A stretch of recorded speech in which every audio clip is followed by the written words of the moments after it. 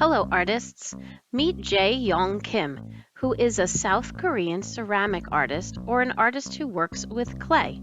He is creating artwork today, and his artwork looks like deliciously glazed donuts right out of a bakery. He makes these donuts and displays them all over the world in places like New York, Miami, Tokyo, and Dubai. His goal is to deliver smiles to people all over. We're going to take inspiration from him and create our own donuts out of clay and glaze them with beautiful colors.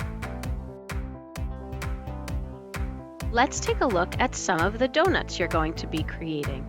Think about some toppings or frosting that you might like on them. How many details would you like to add? Do you want swirls of glaze? Are you thinking you might like sprinkles, or is there a certain type of candy you might want to add to yours? The options are endless, and you can create any type donut that you want as long as you can complete it by the end of class. You're going to see that every donut is going to have its own unique look, so feel free to start thinking about what you want your donut to have. There'll be 3 parts: the donut, the frosting, and any details. To begin creating, you're going to each receive a foam mat with a couple of pieces of clay. A bigger piece of clay and a smaller piece of clay, which you'll put to the side, and that will be for your details. Your tables will also have buckets filled with tools that will be helpful while you are creating your work. You're going to find that there's a toothbrush in that bucket, and that is going to be used with your table when you need to attach all of your pieces with some water. You're going to begin the process of taking your big piece of clay and you're trying to make it into something that almost represents the shape of a donut. If you've ever made a hamburger patty or smushed some meat together and you made a form of a patty to try and cook it, it's kind of the same process. You're going to roll it on its side, you're going to tap it down, you're going to make it nice and even. Think about a donut. There's not all lumps and bumps in it. This part is going to take you a couple of minutes to do because we want to get it nice and smooth. Sometimes I roll the edges, sometimes I tap the bottom and then tap it on the opposite side. In between, I'll smooth it out with my fingers. Basically, what I'm doing is called sculpting, or I'm trying to create something 3D out of clay. My fingers are my best tool here, so smoothing it out is going to be pretty easy. Notice how my donut was about the thickness of my thumb, possibly a little bit bigger. The next thing you're going to do is find the center of your donut where we're going to make the hole. You're going to find that large plastic paintbrush and you're going to stick it straight down through the other side of the donut to create this opening. But this opening isn't big enough for me yet. I want my opening of my donut to be realistic, so I am kind of rolling that paintbrush around to make the opening a little bit bigger. You're going to notice that it adds some extra clay on the top, so I'm just going to take my finger and blend or smooth that piece of clay right in. I can do that on both sides because I would like to get rid of those lumps and bumps. Now I'm going to need to take my finger and try and open up the center so that it's even with the outside holes. And I'm just going to kind of gently tap and turn all the way around so it's a nice even hole that goes straight through. I think I'm about good and I'm happy with how my donut works. So now the next part I'm going to think about is my frosting and my details.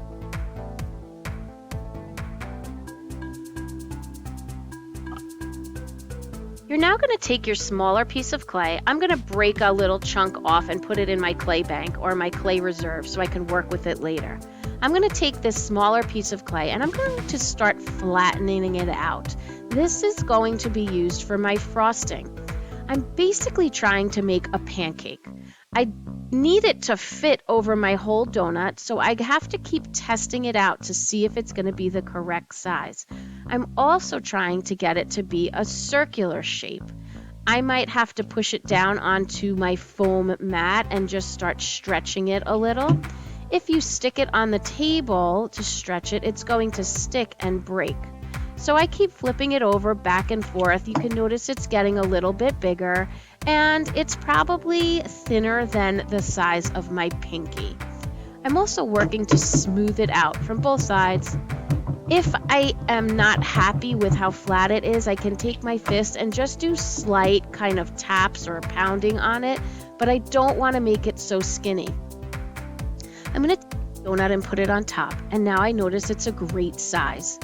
In your bucket, you're going to find these wooden skewer tools, and I'm going to kind of trim some of that clay off because my frosting is just too big right now, but those little pieces will be helpful later. I like to leave some of the frosting overlapping so that it is bigger than my donut because I like the way it looks when it's melting down the side of the donut. Now I'm taking my skewer and I just marked that center hole. Kind of looks like an egg. So I'm going to cut that center hole out because I don't want the frosting to cover the donut hole. Smooth it out just a little bit. I'm going to lay it on top, and I'm pretty happy with that. Now I need to attach the clay pieces. This is going to be really important. You're going to need to take your toothbrush and dip it into the water, and then you're going to need to scratch the donut.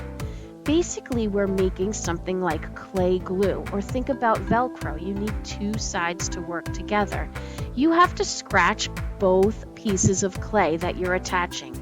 Anytime you ever attach any clay to clay, you have to use the scratch, wet, wiggle method. So I scratched and wet with my toothbrush, not toothpaste, that would not be pleasant. And now I am going to start smushing this down, but not too much pressure. I'm draping it around the side. I'm modeling it or forming it how I would like it to look.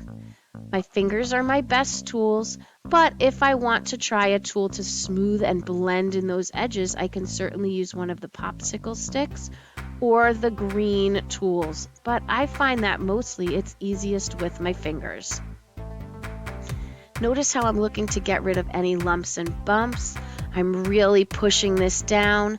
If I'm not happy with the smoothing, I can put my finger in one little dot of water and smooth it out, but water is going to be your enemy and make mud if you use too much.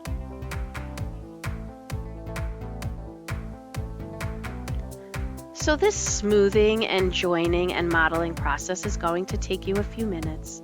It's going to be really important that while you do this, you're looking for any little what I call crumbs of clay, or little bits that look like eraser pieces maybe.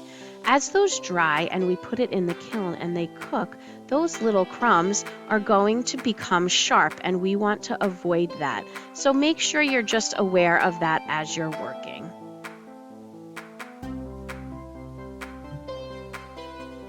I think I'm about done and happy with my donut now, so I'm going to take that clay that I set in my clay bank and reserved for now, and I'm going to shape it into something that's like a baby carrot.